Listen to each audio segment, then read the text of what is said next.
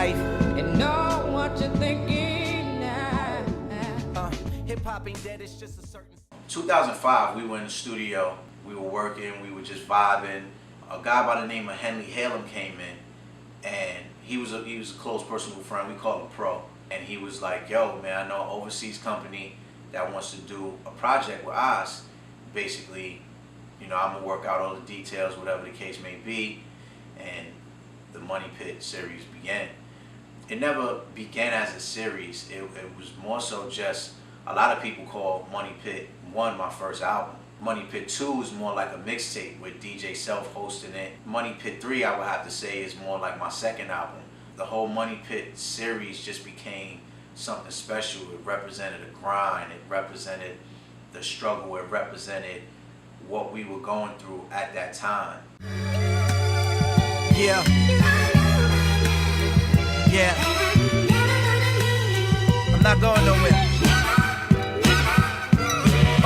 It's been a long time, some say been too long. Diddy on the island, he ain't promoting your new song. Ain't you been around a while? Why he just ignore you? At this rate, Justin to have the album before you. Never is a track that I thought like there was a deeper meaning in. You ought to know by now that I'm never gonna leave you. I thought it spoke to my fans. I thought it spoke to my friends, my family, and even myself. A lot of people may think, oh, he writes for Puff and his life is just so great, or whatever the case may be. And so, you know, I think people get a tendency to say he's lazy. He goes away, he comes back. And it's not that, it's just the frustration of being an artist and dealing with the things that you deal with. And, you know, it's also a declaration like, I'm never gonna quit, I'm never gonna give up. I have to see this thing through, I gotta make it. I wanted it to be a song that speaks volumes, and it's not a diss record. It's just my feelings on the table and my concerns, or what bloggers say, or what fans say, or what family says to me. Oh, you know, Puff's not putting you out, you know, you got so many songs, these songs are hot, this song is hot, what's the problem? And so it's just that. And you'll hear a lot more songs like Never, because there's a lot more stories for Aasim to tell. So this is just the beginning. So when I fly, you fly, we fly together. Yeah. And when I shine, you shine, we shine. Fly Together isn't even actually a single.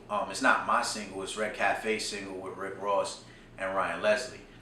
I just heard the track one morning at 3:35 from a Twitter link that somebody sent me. I thought it was incredible, and then when I heard the hook, you know, when I fly, you fly, we fly together, and when I shine, you shine, we shine forever. That puts so much emphasis on me talking to specific people at that point. So I thought I'd speak to my daughter in that record. My father died in 2009 of cancer. I thought that I would speak to him on that record because when he died, we were on bad terms. And then I thought I'd speak to myself on the third verse on that record. I hit Red Cafe after I did it, and he was like, go ahead, rock with it. And, you know, the rest was history. I've had my great times where I was getting checks, I was buying sneakers, I was buying jewelry, I was buying clothes. And then I've had my down times where I got eviction notices on my door, where, you know, things are going wrong, and it's just that never-ending struggle, that never-ending sacrifice. As far as talking about the richest lifestyles, I go from private jets to coach.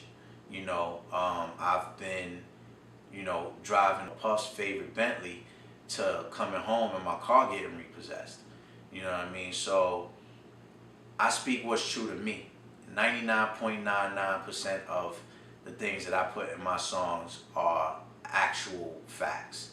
It's all a cycle though, almost like selling drugs. Damn girl, I remember when we fell in love. Right when I met you, the day that I met you, you turned my world around. We fell in love.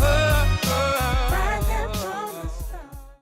Big Daddy Kane, LL Cool J, Nas, Eric B. and Rakim, Big Pun, Big Pac, Lottie Dottie, The Show, Smooth Operator, so many songs that I can name. There's so many albums like The Chronic, like Capital Punishment, like Illmatic, Reasonable Doubt, Ready to Die, Life After Death, No Way Out. You know, there's so many albums and so many times in life where, you know, you constantly are falling in and out of love with hip hop. Just like now, like, you know, I'm just now falling back in love with hip hop. I fell out of love with hip hop. I really didn't like where it was going or what it stood for, or what, you know, what it was.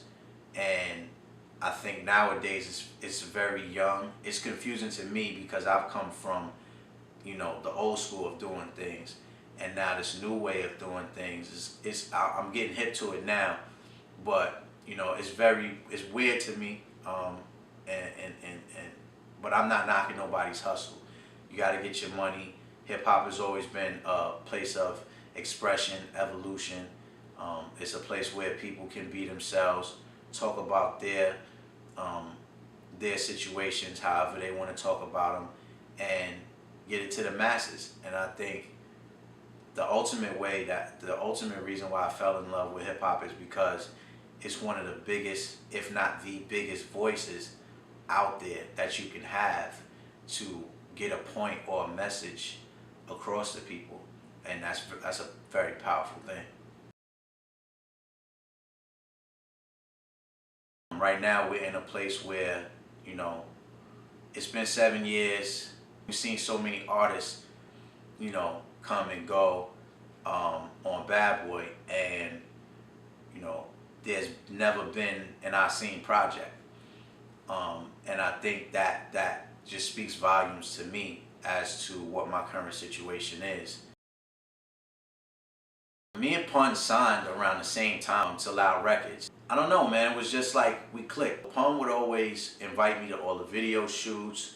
We would sit on the phone and talk about rhyme schemes and storylines, and you know, he would tell me exactly how he was going to do a song before he, you know, even had the beat or whatever the case may be. And then once he got the beat, he would just have the song for like eons before he would even record it. Joe would always come up to me and say, Pun speaks highly of you and everything. So it was very genuine, you know what I mean?